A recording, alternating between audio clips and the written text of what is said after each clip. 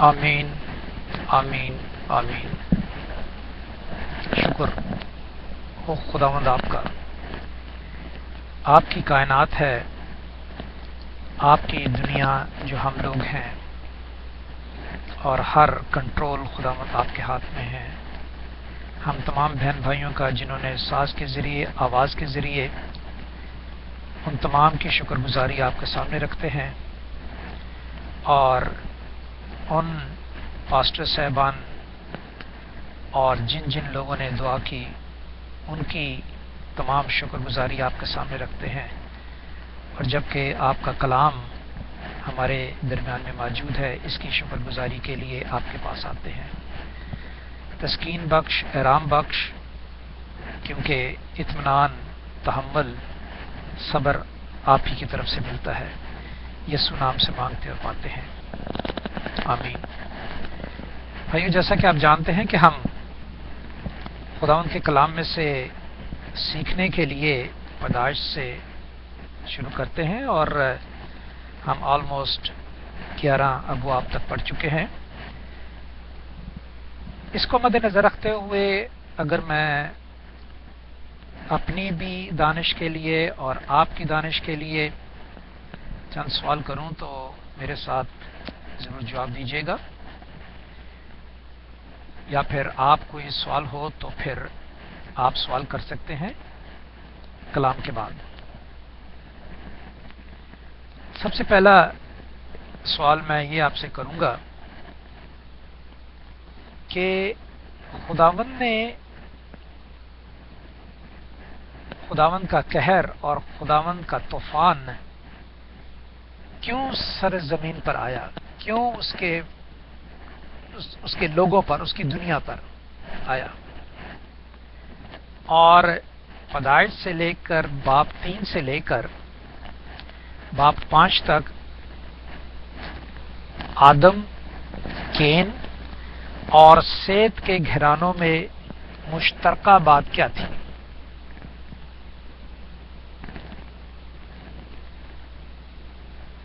ہم پڑھ چکے ہیں۔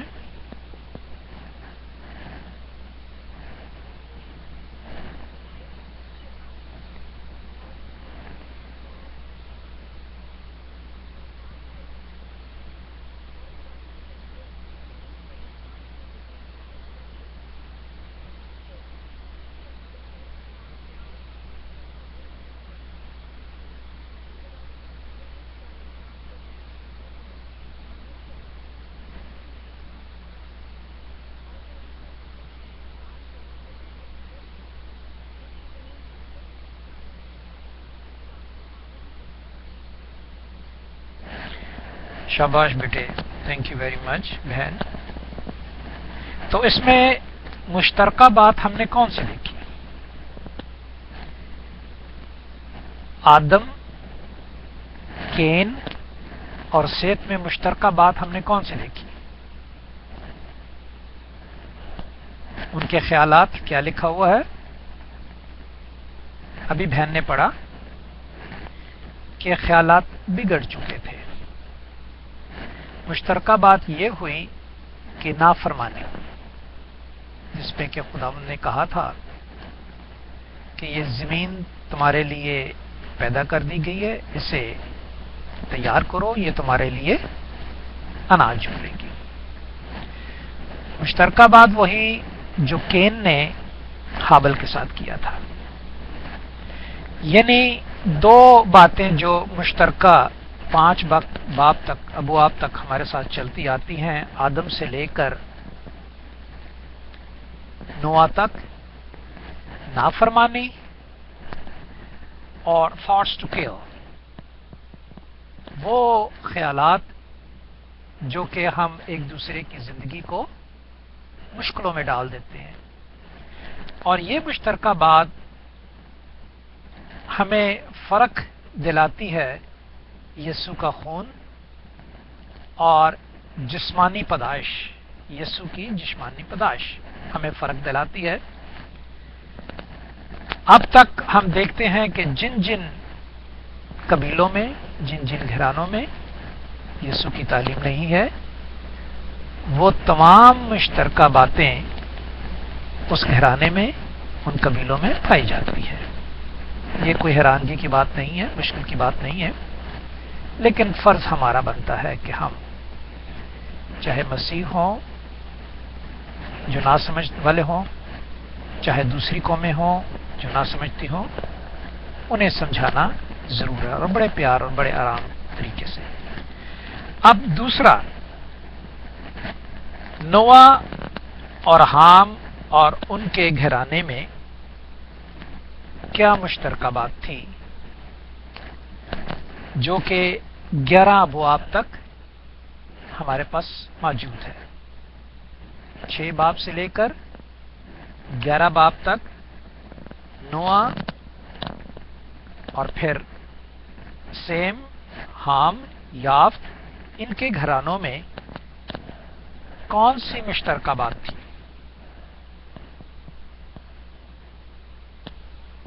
آپ جانتے ہیں کہ پہلا کین، سیت اور آدم تو تھا ہی، لیکن ان کا گھرانہ جو ہے وہ ریجیکٹ کیا گیا اور پھر طوفان آیا۔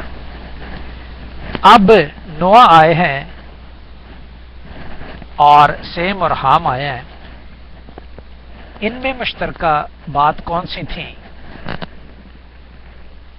11 باب تک، جس کی وجہ سے خدا نے تارا کے دل میں ڈالا اور اس کے بعد ابراہیم جو تارا کا بیٹا ہے، پہلوٹا بیٹا، اسے علیحدہ کیا؟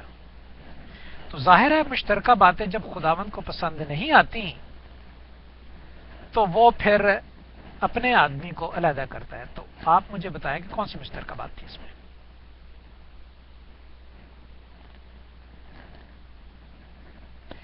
کوئی بھید کی بات نہیں ہے، صاف ظاہر ہے، کلام مقدس میں لکھا ہے وہی اپنی مرضی پوری کرنا اور اسی طرح ایک دوسرے کے خلاف چلنا۔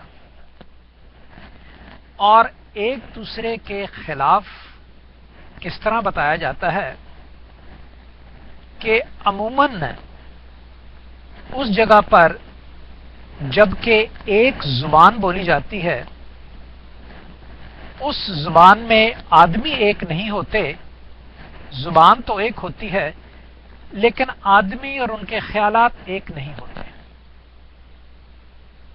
تو مشترکہ بات یہ تھی جو کہ 11واں باب میں اس کی پہلی آیت میں لکھا ہے، اور تمام زمین پر ایک ہی زبان اور ایک ہی بولی جاتی تھی۔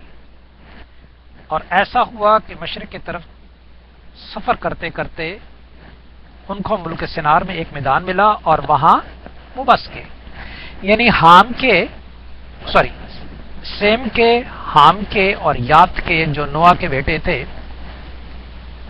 ان کی ایک ہی زبان تھی۔ ان کی ایک زبان ہونے سے وہ خدا کے خلاف کس طرح چلے کہ خدا کا پلان جو ہے ہمیں تباہ کرنے کا، ہم اس سے بچ جائیں۔ انہوں نے بھی اپنی مرضی کو اختیار کیا، جس طرح آدم اور حوا نے اپنی مرضی کو اختیار کیا، اسی طرح سیم، حام، یافت نے بھی اپنی مرضی کو ایک بولی کے ذریعے، اور یہ ہو سکتا تھا، لیکن وہ نہیں جانتے کہ آدمی کی بنائی ہوئی ایجاد جو ہے وہ مستقل نہیں ہے، وہ قائم شدہ نہیں ہے۔ خدا کی جتنی ایجادیں ہیں چیپٹر 1، پیدائش چیپٹر 1، چیپٹر 2 میں، وہ اٹل ہیں۔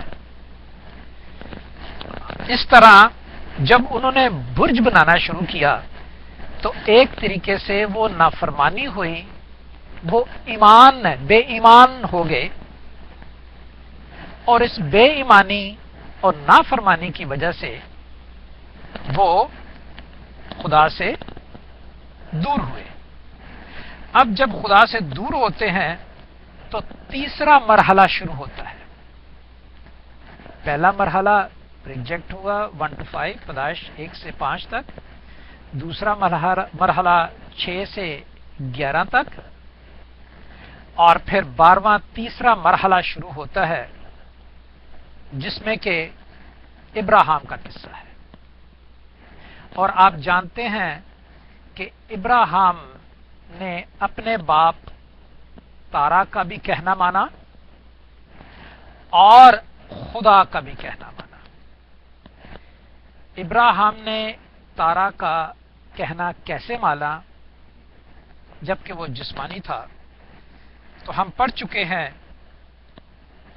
کہ ابراہیم جو تارا کا سب سے بڑا بیٹا تھا اور تارا کا اس سے چھوٹا بیٹا ناہور تھا اور تیسرا بیٹا ہاران تھا۔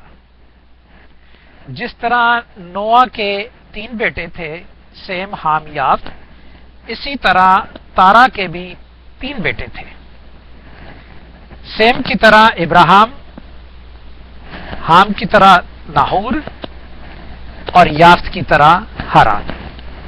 یہ تینوں بیٹے تھے، اور آپ قصہ جانتے ہیں، ہم پڑھ چکے ہیں 11 باب اس کی 27 آیت سے 32 آیت تک لکھا ہے، لیکن ہم پڑھیں گے نہیں کیونکہ وقت کو غنیمت جان کر ہمیں صرف خداوند کی تھیم دیکھنی ہے اور خیال دیکھنا ہے، اور اسی خیالوں کو آگے ہم اپنے تک لے کر آئیں کہ ہم میں کوئی گستاخی، کوئی نافرمانی، کوئی غلطی نہ ہو جائے کہ ہم اپنی پرائیڈ میں آ کے خداوند سے دور ہو جائیں۔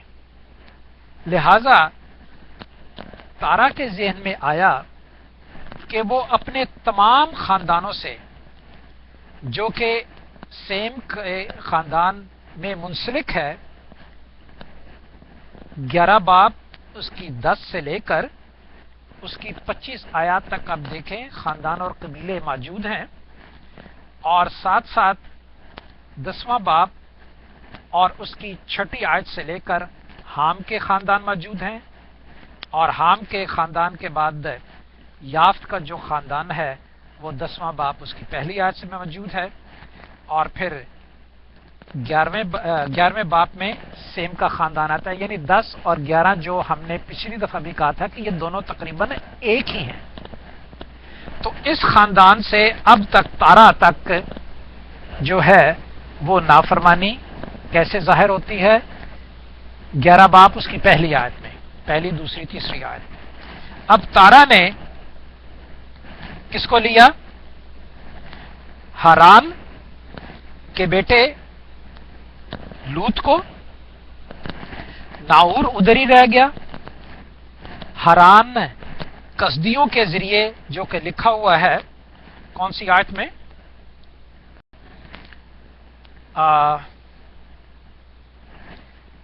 31ویں آیت میں لکھا ہے، اور تارا نے اپنے بیٹے ابراہیم کو اور اپنے پوتے لوط کو جو ہاران کا بیٹا تھا، اور اپنی بہو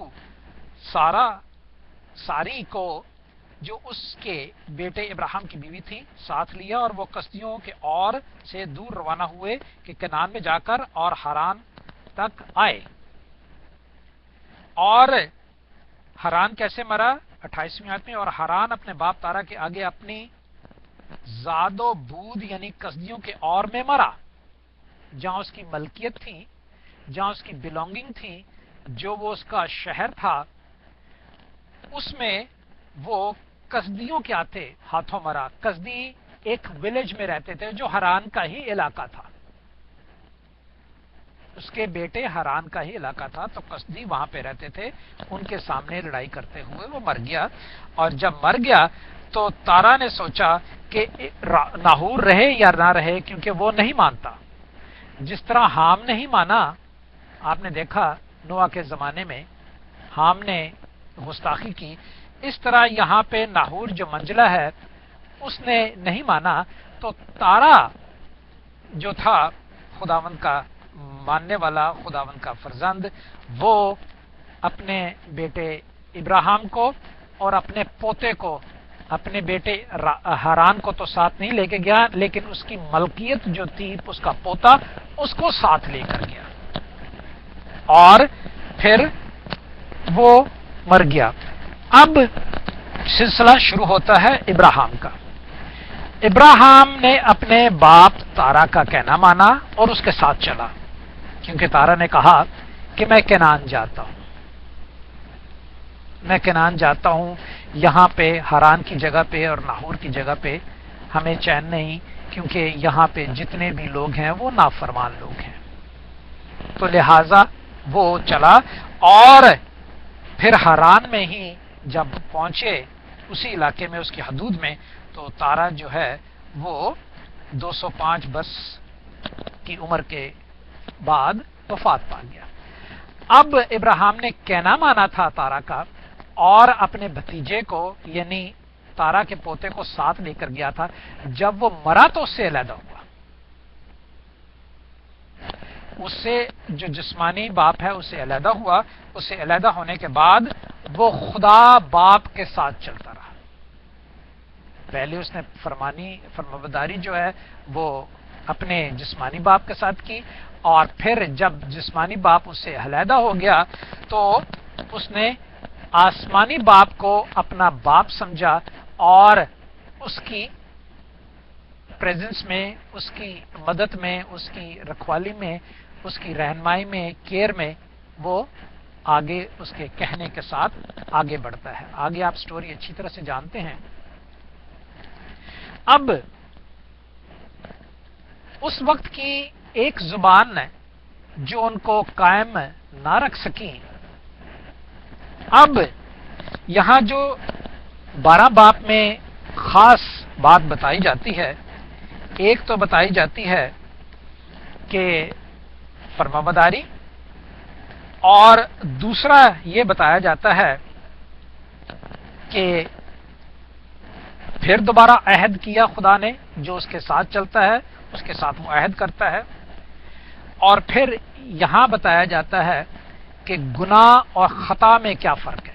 3 पॉइंट्स हैं इसमें, 12वें बाप में 3 पॉइंट्स हैं। पहला पॉइंट जो है दुनियावी बाप और रूहानी बाप की फरमाबरदारी। दूसरा पॉइंट है कि अहद, खुदा का अहद अपने फर्जंद के साथ। और तीसरा पॉइंट यह है कि गुनाह और खता में फर्क क्या है। गुनाह भाई और बहनों, हमने देखा आदम से लेके नोआ तक गुनाह देखा हमें। जो खुदा से दूर हो जाते हैं वो गुनाह है। नोआ से लेकर 11 बाप तक, नाफरमानी तक, जो लोग खुदा से दूर हुए वो गुनाह है। अब यहां पे 12वें बाप में गुनाह नहीं है, इसको खता कहेंगे। वो कैसे है हम देखते हैं। अगर आप मेरी मदद कर दें तो बहुत अच्छा है। किस्सा आप अच्छी तरह से जानते हैं, मुझे ज्यादा किस्सा बयान करने की जरूरत नहीं है। अब सिर्फ हमने देखने हैं उस अहद को और उस गुनाह को और उस खता को, इन 3 बातों को देखना है। तो पढ़ दीजिएगा पैदाइश 12 बाप 7वीं आयत। मैं ही पढ़े देता हूं, एक ही आयत है, फिर मैं आपसे दरखास्त करूंगा कि खुदा किस तरह मुंतकिल करता है। 7वीं आयत में लिखा है, तब खुदावंद ने आसमान इब्राहिम को दिखाई देकर कहा कि यही मुल्क मैं तेरी नस्ल को दूंगा। और उसने वहां खुदावंद के लिए जो उसे दिखाई देता था एक कुर्बानगाह बनाई। यानी जब वो सिक्कम में पहुंचे, जब वो वहां से जा रहे थे केनान के मुल्क तक, तो जब खुदा ने उससे वादा किया कि देख ये जो केनान का शहर तुझे नजर आता है ये मैं तुझे दूंगा, तो खुदा ने उसके साथ वो अहद किया कि ये नस्ल ब नस्ल तेरे नाम से ये इलाका कहलाया जाएगा। और वहां पे खुदा ने उसको बरकत दी। और अब देखते हैं कि जब केनान के हदूद में पहुंचा तो वहां पे क्या हुआ।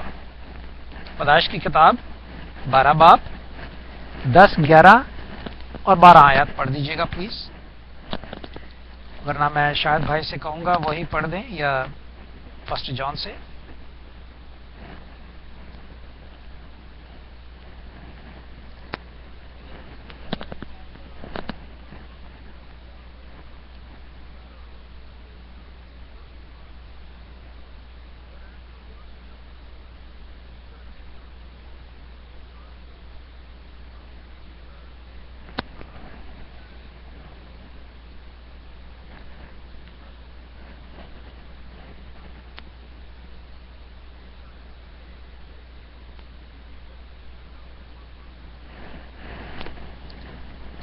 खुदावंद का शुक्र हो।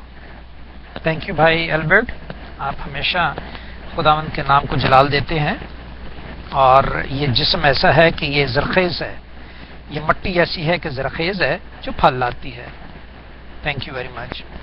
अब आपने देखा कि वो केनान के मुल्क में गए और केनान के मुल्क में काल पड़ा। आगे हम देखेंगे कि मिस्र के मुल्क में भी काल पड़ा यूसुफ के ज़माने में। खैर एनी हाउ, उस तक जाने से पहले हम इस अबवाब की जो है वो जांच पहचान करते हैं कि केनान में भी हालांकि मुल्क अच्छा था, खुदावंद ने उसे कहा था कि तू केनान में चला जा और वहां रह, वहां मैं तुझे सब कुछ बनाऊंगा और तेरी मैं सारी नस्ल को ये पूरा केनान दे दूंगा। और केनान का जो इलाका है वो दमिश्क का इलाका है, आज जो सीरिया का इलाका है, सीरिया और उर्दन का इलाका। एनी हाउ, आगे वहां जब काल पड़ा तो वो मिस्र की तरफ आया। अब मिस्र आप जानते हैं, हमने पढ़ा हुआ है और मैंने आपसे ये कहा था कि ये शहर जो है वो दोबारा आएंगे और इन शहरों को और इन कबीलों को और इन विलेज को, इन मुल्कों को, मुल्क ही कह लें उस जमाने के, ये किन से मुंसलिक हैं। मिस्र हमने देखा कि वो पैदाइश की किताब उसके 10वें बाब में वो हाम के अंडर था और हाम का जो अंडर हुआ आगे हम देखेंगे वो इस्माइलियों के साथ मिला। क्यों इस्माइली के साथ मिला? क्योंकि हाजरा के जरिए जो मिस्री थी, जो हाम के कबीलों में से थी, वो इब्राहिम के साथ से बच्चा पैदा हुआ और वो अब देखते हैं कि मिस्री बहुत मालदार थे। हाँ, खुदा ने हाम को भी बरकत दी हुई थी और उसके वसीला से वो बहुत मालदार थे और वही मालदारी की वजह से इस्माइली भी बहुत ही मालदार थे। खैर एनी हाउ, उनकी फितरत अच्छे तरीके से जानता था इब्राहिम, क्योंकि वो जानता था कि ये किस कौम से मुंसलिक हैं। ये हाम के कौम से मुंसलिक हैं जिनमें कत्ल, नफरत और तमाम ये चीजें पाई जाती हैं। उसने यहां पे खुदा की फरमाबरदारी करते हुए एक खुदा की नाफरमानी, एक खता अपनी तरफ से जरूर कर दी। वो क्या खता कर दी? वो ना ये समझा कि जब मुझे खुदा मिस्र की तरफ भेजता है तो वो ही सारा कुछ करेगा। उसने अपनी बीवी से कहा कि तू बहुत खूबसूरत है। लिखा हुआ यहां पे 13वीं आयत में लिखा है, तू ये कहकर दुनिया कह देना कि मैं इसकी बहन हूं ताकि तेरे सबब से मेरी खैर हो और मेरी जान तेरी बदौलत बची रहे। अब वो ये नहीं सोचता कि जान तो उसकी जो है वो खुदा के बदौलत बची रहती है। उसने ये खता कर दी कि इंसान के कहा कि इंसान की बदौलत जो है वो मेरी जान बचेगी। ये उसकी खता हो गई। लेकिन खुदा इतना मुबारक है, इतना मुबारक है कि जिस ईमान के वसीले से उसने वो शहर छोड़ा था, अपने नातों को, रिश्तेदारों को, घरानों को छोड़ा था, उस खता को उसने तब्दील कर दिया। तब्दील कैसे कर दिया कि फराउन को वो विजडम दिया जिससे कि वो तमाम खता जो उसकी है वो उसको मुआफ करे और बल्कि उसे उसके खजाने में दुगना उसको दे। और उसने ऐसा ही किया। ये देखते हैं हम फराउन की पहचान और उसने उस मुश्किल में क्या सबक सीखा। ठीक है, इब्राहिम से तो खता हो गई, उसने तो तवक्कल जो है, जो भरोसा जो है वो अपनी बीवी पे किया और अपनी जान को बचाने के लिए उसने वो अकल को इस्तेमाल किया। 12 बाब 15 से 20 तक। 15 سے 20 تک پڑھ دیجیے گا پلیز. ہمارے پاس 3 منٹ ہیں، 3 منٹ میں ہم کور اپ کر کے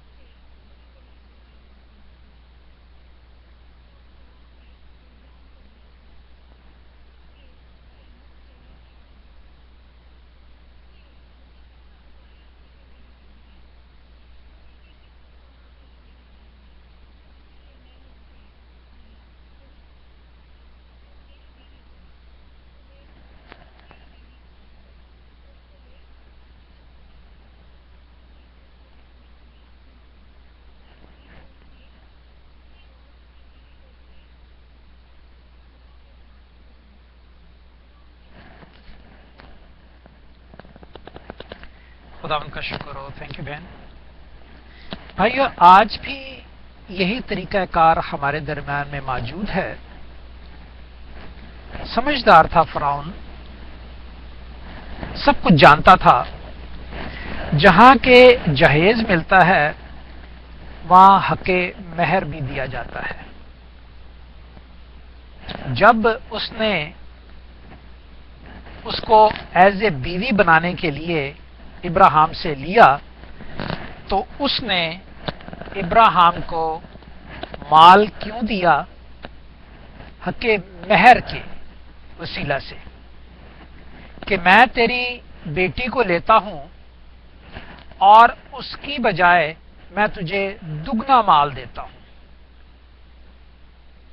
تو اس نے وزڈم ہونے کے تحت، اور یہ شروع سے کتاب مقدس میں ہے کہ جب تم لیتے ہو تو اس کے بدلے میں کچھ دو. تو لہذا چونکہ یہ بادشاہ تھا، بادشاہ کو کیوں بادشاہ بنایا جاتا تھا؟ کیونکہ اس میں خدا کا وزڈم ہوتا تھا اور لوگ اس کو خدا مانتے تھے. خدا کو کسی نے نہیں دیکھا تھا. کیوں لکھا ہے کہ بادشاہ کے تابع رہو، اس حکومت کے داں پہ رہو؟ ہم ضرور اس بات کو شیئر کریں گے. خداوند کے کلام میں صرف 10 احکام نہیں بلکہ 2000 احکام درج کیے گئے ہیں.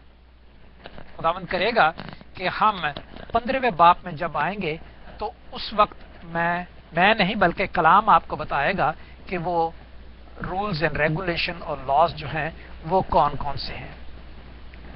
اگر آپ بادشاہ کے خلاف چلتے ہو جسے کہ خدا وزڈم دیتا ہے اور خدا اسے استعمال کرتا ہے تو کیا سزا ہے؟ اور اگر آپ لیڈر کے خلاف چلتے ہو اور لیڈر جو خدا سے باتیں سن کر ہم تک پہنچاتا ہے اس کے خلاف چلتے ہو تو اس کی سزا کیا ہے؟ تو لہذا اس نے اسے حق مہر دیا. لیکن جب اس پہ مصیبتیں آئیں تو اس کے وزڈم نے پھر دوبارہ کام کیا اور اسے پتا چلا کہ وہ اس کی بہن نہیں بلکہ اس کی بیوی ہے. خیر، چونکہ مالدار تھا اور خدا ترس تھا، کیونکہ ہمیشہ یہی کہا گیا ہے، صرف ایسا ہی نہیں ہے کہ اسرائیل کے بادشاہ کو بڑی عقل تھی. اسرائیل سے پہلے جو ہے مصر میں بادشاہ موجود تھے اور وہاں پہ خداوند کی حضوری ان بادشاہوں پہ ہوتی تھی اور وہ استعمال کرتے تھے. لہذا اس نے اسے تمام مال بھی رہنے دیا اور اس کی بیوی کو بھی لٹایا. تو بھائی اور بہنوں، آج ہم نے کیا سیکھا؟ آج ہم نے یہ سیکھا کہ خدا سے دور رہنا تو گناہ میں شامل ہو جاتا ہے، لیکن خدا کے ساتھ رہ کر بھی ہم سے بہت سی خطائیں ہو جاتی ہیں، جس طرح ابراہیم میں ہو گئی. خدا کے ساتھ ہی تھا، خدا اپنے وعدوں سے نہیں بھولتا، اور نہ ابراہیم نے جو اس کے وعدے کے تحت تھا اس سے منسلک ہوا اور خدا سے ناراض ہو گیا. ایسا نہیں ہوا.